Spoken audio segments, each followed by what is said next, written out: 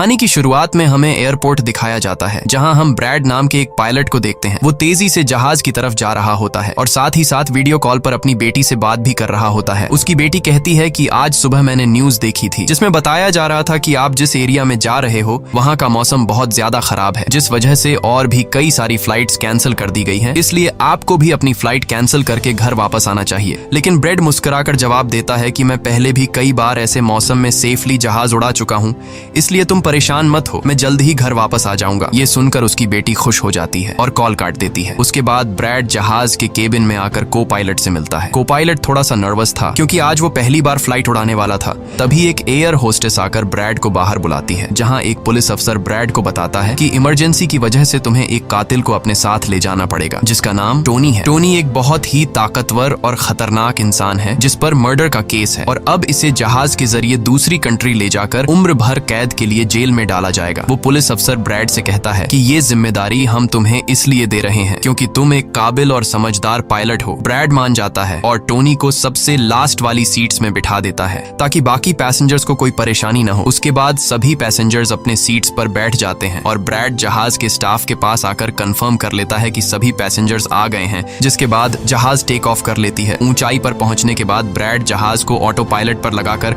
को पायलट के साथ अपनी फैमिली के बारे में बातें करने लगता है।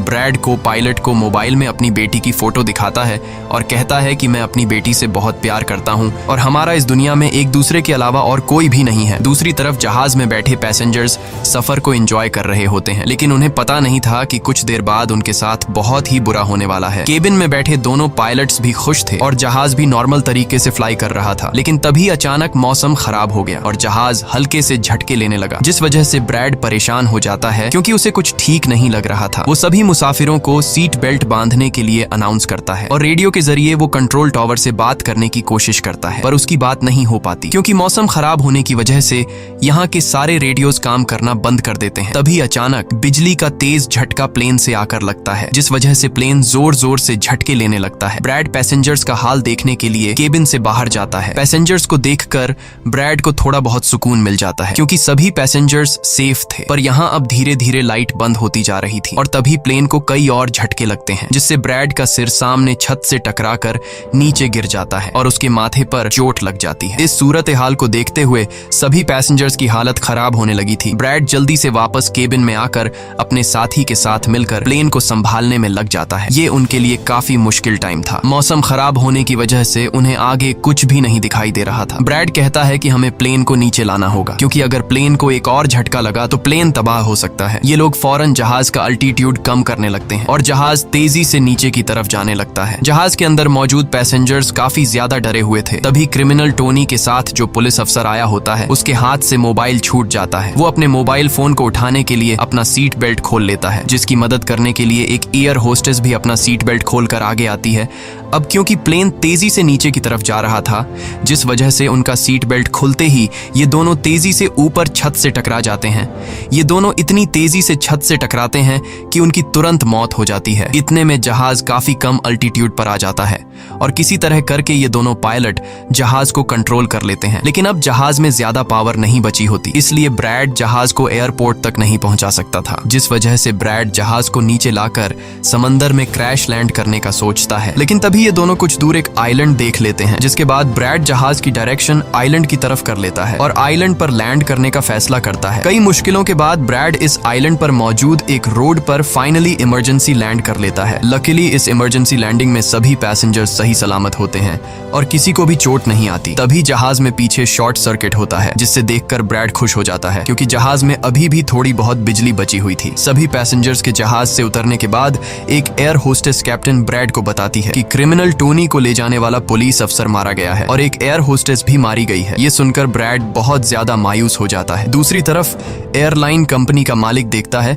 कि उसका एक जहाज अचानक गायब हो गया है क्योंकि उसने प्लेन को लैंड होते हुए नहीं देखा था और काफी देर से रेडियो खराब होने की वजह से उसका पायलट से कांटेक्ट भी नहीं हो पा रहा था। इसीलिए वो एयरलाइन कंपनी का मालिक स्कार्सडेल नाम के एक रेस्क्यू एक्सपर्ट को बुलाता है, जो ऐसे लोगों को ढूंढने का काम करता है जो मुश्किल में कहीं फंसे हुए होते हैं। एयरलाइन कंपनी का मालिक उसे कहता है कि मुझे मेरे प्लेन्स की सारी डिटेल्स चाहिए, जैसे वो कहाँ गया, उसके वर्कर्स और सभी पैसेंजर्स कहाँ हैं। जिसके बाद रेस्क्यू एक्सपर्ट अपने काम पर लग जाता है। दूसरी तरफ सारे पैसेंजर्स इस सोच में थे कि हम यहाँ क्यों उतरे हैं। ब्रैड सभी पैसेंजर्स को इकट्ठा करके समझाता है कि इमरजेंसी की वजह से हमें यहाँ उतरना पड़ा। प्लेन में अभी भी थोड़ी बहुत बिजली मौजूद है जिसे हम बाकी चीजों को ठीक कर लेंगे। तब तक आप लोग यहाँ आराम से रहें और आप लोग घबराइएगा नहीं, बहुत जल्द हम यहाँ से निकल जाएंगे। जिसके बाद ब्रैड प्लेन के पास आकर उसे ठीक करने में लग जाता है, पर वो देखता है कि जहाज में पावर काफी कम है, इसलिए उन्हें मदद का इंतजार करना होगा। ये लोग मैप निकालकर खुद ही अपनी लोकेशन देखने लगते हैं ताकि उन्हें पता चल सके कि आखिर ये लोग किस जगह पर हैं। ब्रैड का साथी को पायलट नक्शा देखकर बताता है कि हम एक प्राइवेट आइलैंड पर फंसे हुए हैं। ये जगह बहुत ही खतरनाक है। यहाँ पर ऐसे लोग हैं जो किसी सरकार या गवर्नमेंट की बात नहीं मानते। अगर इन लोगों ने हमें पकड़ लिया तो हमारी जान खतरे में पड़ सकती है और हमारी गवर्नमेंट भी हमें नहीं बचा पाएगी। ये सुनकर ब्रैड कहता है कि अब कहीं से भी करके हमें अपनी रेस्क्यू टीम को यहाँ पर बुलाना ही होगा ताकि वो आकर हम सबको बचा ले, क्योंकि यही एक रास्ता है यहाँ से निकलने का। जिसके बाद ये दोनों मदद बुलाने के लिए रेडियो ठीक करने लगते हैं, लेकिन आसमानी बिजली के टकराने से रेडियो बिल्कुल खराब हो चुका था। अब ब्रैड सभी पैसेंजर्स के पास आकर उन्हें बताता है कि किसी खराबी की वजह से रेडियो काम नहीं कर रहा, लेकिन आप सब परेशान मत हो। ब्रैड उन्हें तसल्ली देता है कि हम आइलैंड के दूसरी साइड पर जाकर रेडियो को ढूंढेंगे और कंट्रोल टावर को अपनी लोकेशन बताकर रेस्क्यू टीम को यहाँ पर भेजने के लिए कहेंगे, जो आकर आप सब लोगों को बचा लेंगे। और यहाँ ब्रैड एक बहुत बड़ा कदम उठाता है। वो कहता है कि मेरे साथ टोनी जाएगा। ये कहकर वो टोनी की हथकड़ी खोल देता है। यहाँ ब्रैड जहाज के कोपायलट से कहता है कि तुम जहाज की पावर को रिपेयर करने के काम पर लग जाओ। मैं जल्द ही किसी भी कॉन्टैक्ट के जरिए रेस्क्यू टीम को यहाँ तक लाने की कोशिश करूंगा। जिसके बाद टोनी और ब्रैड रेडियो ढूंढने के लिए जंगल की तरफ निकल पड़ते हैं। रास्ते में टोनी ब्रैड को उस पर भरोसा करने के लिए थैंक्स कहता है। अब हम इस आइलैंड पर रहने वाले आतंकवादी ग्रुप को देखते हैं, जिनके पास एक आदमी दौड़ कर आता है और वो आदमी उस ग्रुप के लीडर को बताता है कि यहाँ आइलैंड पर एक प्लेन आकर रुका है इमरजेंसी की वजह से और उसके अंदर बहुत सारे लोग हैं जो अलग अलग कंट्रीज से हैं। ये सुनकर ग्रुप का लीडर उस आदमी को कुछ पैसे देता है और ग्रुप का लीडर अपनी टीम से तैयार होने को कहता है। आइलैंड के जंगल में ब्रैड और टोनी आगे बढ़ रहे होते हैं। टोनी ब्रैड से पूछता है कि तुमने मुझे आजाद क्यों किया और अब मुझे कहाँ लेकर जा रहे हो। तब ब्रैड उसे कहता है क्योंकि मैं तुम्हारी वजह से सबको खतरे में नहीं डाल सकता और यहाँ एक खतरनाक आतंकवादी ग्रुप है जिसका मेरे साथ मिलकर तुम्हें सामना करना है। तब टोनी ब्रैड से कहता है कि मैं एक मिलिट्री बैकग्राउंड से हूँ और मैं यूएस मिलिट्री में कई साल ड्यूटी कर चुका हूँ। कुछ ही देर में पीछे से टोनी की आवाज आनी बंद हो जाती है। जब ब्रैड पीछे मुड़कर देखता है तो टोनी वहाँ नहीं था। वो ब्रैड से अपनी जान छुड़ाकर भाग चुका था और अब ब्रैड अकेले ही जंगल में आगे निकल पड़ता है। जंगल में आगे बढ़ते हुए ब्रैड एक खाली पड़ी फैक्ट्री में जाता है जहाँ वो एक टेलीफोन को ढूंढ लेता है, लेकिन वो पुराने जमाने का टेलीफोन खराब पड़ा हुआ था। जिसके बाद ब्रैड साइड पर लगे उस टेलीफोन के तार जोड़ने लगता है और टेलीफोन काम करने लग जाता है। ब्रैड जल्दी से कंपनी के हेल्पलाइन पर कॉल करता है। ब्रैड हेल्पलाइन को अपनी लोकेशन और सब कुछ बता देता है, लेकिन लाइन में कोई गड़बड़ी होने की वजह से सामने वाले इंसान तक उसकी आवाज ठीक से नहीं पहुंच रही होती, जिस वजह से हेल्पलाइन वाले ब्रैड की कॉल काट लेते हैं। तब ब्रैड को एक आइडिया आता है। वो अपनी बेटी को कॉल करता है और उसे अपनी लोकेशन और बाकी सारी चीजें एक पेपर पर लिखकर उसके ऑफिस तक पहुंचाने को कहता है। तभी बातचीत के दौरान पीछे से एक आदमी आकर ब्रैड पर हमला कर देता है, लेकिन ब्रैड उसे काफी मुश्किल से काबू कर लेता है और उस आदमी को मार मार कर बेहोश कर देता है। तभी ब्रैड को महसूस होता है कि एक और आदमी इस कमरे में आ रहा है, इसीलिए जल्दी से वो छिप जाता है। पर वो आदमी कोई और नहीं बल्कि टोनी था, जिसने बहुत सारे गुंडों को मारकर उनके हथियार ले लिए थे और वो ब्रैड को आवाज देता है कि डरो मत, बाहर निकलो। फिर जब ब्रैड सामने आता है तो टोनी ब्रैड को एक बंदूक पकड़ा देता है उसकी हिफाजत के लिए। उसके बाद ये दोनों जब फैक्ट्री के नीचे वाले फ्लोर में आते हैं तो यहाँ उन्हें एक कैमरा मिलता है, कैमरा की रिकॉर्डिंग और वहाँ पड़े पासपोर्ट से इन्हें पता चलता है कि इस आइलैंड पर रहने वाले आतंकवादी लोगों को किडनैप करके उनकी फैमिली से काफी बड़ी रकम की डिमांड करते हैं और जब किडनैप किए हुए बंदे की फैमिली की तरफ से उन्हें पैसे मिल भी जाते हैं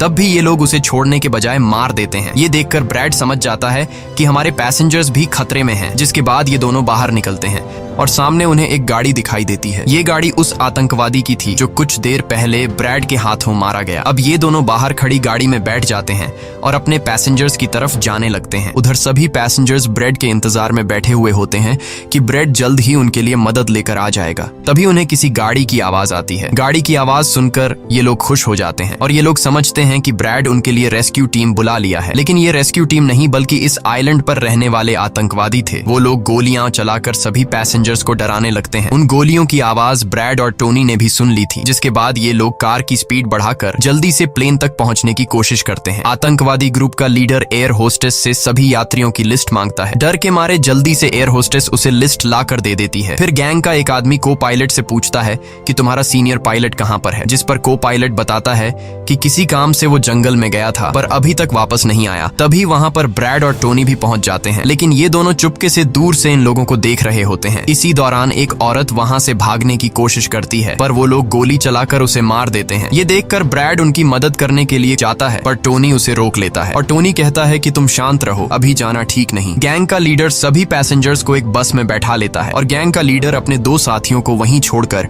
उनसे कहता है कि जाओ, जहाज के अंदर जो भी कीमती सामान है उसे ले आओ। जिसके बाद ये लोग सभी पैसेंजर्स को अपने अड्डे पर ले जाने लगते हैं।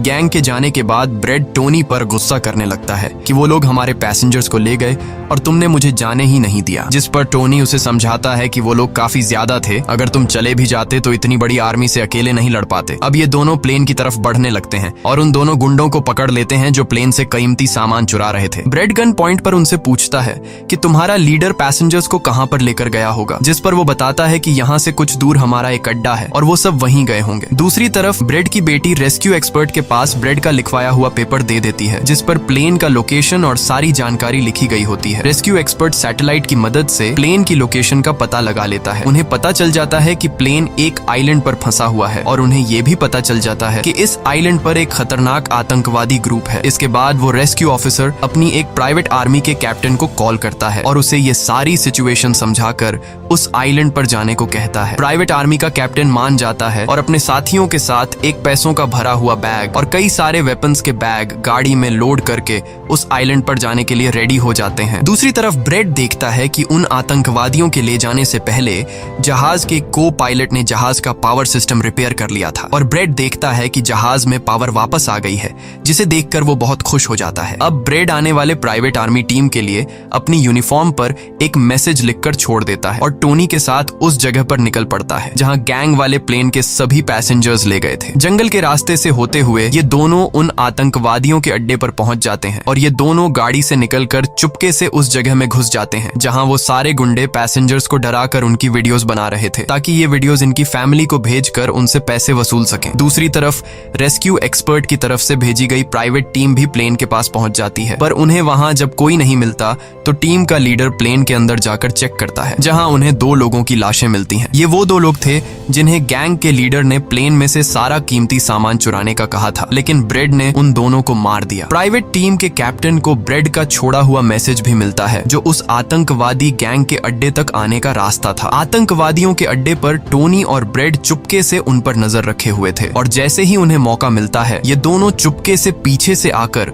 2 आतंकवादियों को मार देते हैं। फिर ये दोनों चुपके से आगे बढ़ते हैं और एक कमरे के बाहर जा पहुंचते हैं। इस कमरे के अंदर सभी पैसेंजर्स को कैद करके रखा गया था। अब ब्रेड इन लोगों को छुड़ाना तो चाहता था, पर वहाँ बहुत सारे गार्ड्स पहरा दे रहे थे और ब्रेड के पास दरवाजे का ताला खोलने की चाबी भी नहीं थी। इसके बाद ये दोनों एक एक करके उन गार्ड्स को मार गिराते हैं और टोनी तो हथौड़ा उठाकर कई सारे गार्ड्स को हथौड़े से मार देता है। यहाँ ब्रेड एक गार्ड से चाबी लेकर उन पैसेंजर्स को कमरे से आजाद कर देता है। वो उनसे कहता है कि जल्दी से उसी बस में बैठ जाओ जिसमें तुम सबको आतंकवादियों ने यहाँ लाया था, और वो सभी जल्दी से उस बस में जाकर बैठ जाते हैं। तभी टोनी ब्रेड के पास आकर बताता है कि यहाँ से गाड़ी के जरिए बाहर निकलने का सिर्फ एक ही रास्ता है, मगर वहाँ कई सारे गुंडे बंदूक लिए खड़े हैं जो हमें देखते ही हम पर गोलियां बरसाना शुरू कर देंगे। जब ब्रेड पैसेंजर्स की तरफ देखता है तो वो सभी बहुत ज्यादा डरे हुए होते हैं। अब यहाँ ब्रेड अपनी जान को खतरे में डालते हुए एक फैसला करता है और टोनी से कहता है कि मैं वहां पर मौजूद सभी आतंकवादियों का ध्यान भटकाऊंगा और तुम मौके का फायदा उठाते हुए सभी पैसेंजर्स को यहाँ से ले जाना। अब पहले तो टोनी ब्रेड को ऐसा करने से मना करता है।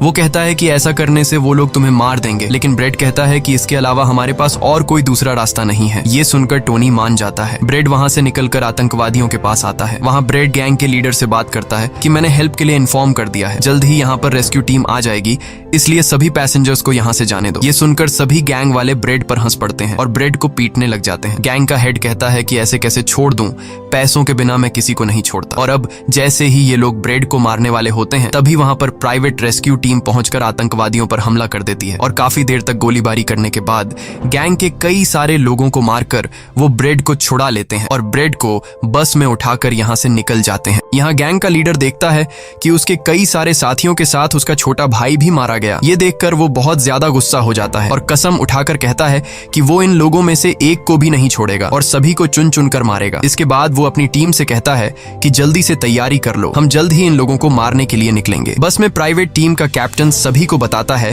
कि हम बस 5 लोगों की छोटी सी एक प्राइवेट टीम है जो बस तुम्हें यहाँ बचाने के मिशन पर आए हैं और हम कोई रेस्क्यू टीम नहीं है। रेस्क्यू टीम को यहाँ आने में कुछ टाइम और लगेगा। ये सुनकर ब्रेड घबरा जाता है और कहता है कि हमारे पास टाइम नहीं है क्योंकि गैंग वाले जल्द ही हमारे पीछे आएंगे और हमें देखते ही मार डालेंगे। पर मेरे पास एक आइडिया है। जहाज के पास पहुंचते ही ब्रेड सभी पैसेंजर्स से कहता है कि जहाज में पावर वापस आ चुकी है, यानी अब जहाज स्टार्ट हो जाएगा और हम लोग फौरन यहाँ से निकल जाएंगे। इसलिए आप सब लोग जल्दी से जहाज में बैठ जाओ क्योंकि हम रेस्क्यू टीम का इंतजार नहीं कर सकते। उन्हें यहाँ आने में वक्त लगेगा और अगर हम यहाँ रुके तो उन आतंकवादियों के हाथों मारे जाएंगे। ये सुनकर सारे लोग प्लेन में बैठ जाते हैं जबकि ब्रेड प्लेन की तमाम चेकिंग करने में लग जाता है और प्राइवेट टीम के लोग पहले से आने वाले खतरे के लिए तैयार बैठ जाते हैं। तभी अचानक वो आतंकवादी ग्रुप आकर उन पर हमला कर देता है जिन्हें देखकर प्राइवेट टीम उन्हें रोकने में लग जाती है और यहाँ दोनों तरफ से काफी गोलीबारी होती है। पर इस प्राइवेट टीम के पास काफी अच्छी गन्स थी जिस वजह से वो बहुत सारे गुंडों को मार देते हैं। ब्रेड जल्दी से प्राइवेट टीम के लीडर को बताता है कि मैं अगले 5 मिनट बाद जहाज को स्टार्ट करने वाला हूँ और तुम सब भी जल्दी से जहाज में चढ़ जाना। इसके बाद ब्रेड टोनी के पास जाता है और उसका शुक्रिया अदा करता है कि तुमने मेरे इतने मुश्किल वक्त में साथ दिया। ब्रेड खुद को गोलियों से बचाते हुए अंदर जहाज में आकर अपने केबिन में बैठ जाता है और अपने साथी को पायलट के साथ मिलकर प्लेन को स्टार्ट करने में लग जाता है। उधर टोनी के पास गोलियां खत्म हो जाती हैं और जब वो बुलेट्स ढूंढने के लिए प्राइवेट टीम का बैग चेक करता है तो उसे वहां पैसों से भरा हुआ एक बैग मिलता है। लेकिन इस वक्त टोनी पैसों को छोड़कर दूसरी बैग से गोलियां निकालकर दोबारा आतंकवादियों से लड़ने लगता है। यहाँ तब तक ब्रेड भी प्लेन को राइट साइड पर घुमा देता है। अब प्राइवेट टीम के सोल्जर्स भी एक एक करके जहाज में चढ़ने लगते हैं और टोनी उन्हें कवर फायर देता है। पावर आने की वजह से रेडियो भी काम करने लग जाता है। अब ब्रेड को प्लेन कंपनी का मालिक बताता है कि मैं तुम्हें कोई सुरक्षित जगह बता दूंगा जहां तुम जा सकते हो। अब सभी लोग जहाज में चढ़ जाते हैं पर टोनी नहीं चढ़ता। वो पैसों से भरा बैग लेकर वहां से भागने लगता है क्योंकि अगर वो इनके साथ प्लेन में वापस गया तो पुलिस वाले उसे फिर से पकड़कर जेल में डाल देंगे। गैंग का लीडर अपने साथियों को मरता हुआ देखकर गुस्से से पागल हो जाता है। वो प्लेन के सामने रॉकेट लॉन्चर लाकर उन्हें एक ही झटके में उड़ाने का सोचता है लेकिन सही टाइम पर टोनी उसे देख लेता है। अब टोनी जल्दी से बंदूक उठाकर उसे शूट करके मार देता है और सभी लोगों की जान बचा लेता है। ये देखकर ब्रेड टोनी के इस काम से बहुत खुश हो जाता है और ब्रेड अपनी पूरी ताकत लगाकर प्लेन उड़ाने में कामयाब हो ही जाता है। ये देखकर टोनी सभी पैसेंजर्स और ब्रेड के लिए खुश होता है और पैसों का भरा हुआ बैग लेकर जंगल की तरफ भाग जाता है। ब्रेड जहाज को इस आइलैंड से दूर ले जाता है और जहाज का मालिक उसे एक एयरपोर्ट के बारे में बताता है जहां ये लोग जा सकते थे जो अब इनके काफी करीब था। ब्रेड एयरलाइन कंपनी के मालिक की बताई हुई जगह की तरफ जहाज को ले जाता है लेकिन तभी एक बार फिर जहाज के इंजन में आग लग जाती है और जहाज तबाह होने लगता है। इसलिए ब्रेड दोबारा से इमरजेंसी वार्निंग ऑन करता है और धीरे धीरे जहाज को नीचे रनवे पर लाने की कोशिश करता है। फाइनली बड़ी मुश्किल के बाद ब्रेड जहाज को रनवे पर उतार देता है और सब लोगों की जान बच जाती है। ब्रेड और उसका साथी को पायलट काफी खुश हो जाते हैं। उधर प्लेन कंपनी का मालिक और उसकी टीम भी बेहद खुश थी। अब ब्रेड पैसेंजर्स का हाल देखने के लिए पीछे जाता है तो वो देखता है कि सभी पैसेंजर्स सेफ हैं और ये देखकर उसके दिल को सुकून मिल जाता है। वहाँ खड़े सभी पैसेंजर्स ब्रेड के लिए तालियां बजाने लगते हैं और ब्रेड का शुक्रिया अदा करते हैं। कुछ ही देर में वहाँ उनके लिए रेस्क्यू टीम भी आ जाती है जिसे देखकर सभी पैसेंजर्स खुश हो जाते हैं। यहाँ ब्रेड सभी पैसेंजर्स को रेस्क्यू टीम के साथ भेज देता है और कैप्टन फाइनली सुकून की सांस लेते हुए जहाज की सीढ़ियों पर बैठकर अपनी बेटी से कॉल पर बात करता है। इसी के साथ ये कहानी खत्म हो जाती है। अगर आपको वीडियो अच्छी लगी हो तो हमारे चैनल को सब्सक्राइब और वीडियो को लाइक जरूर कीजिएगा।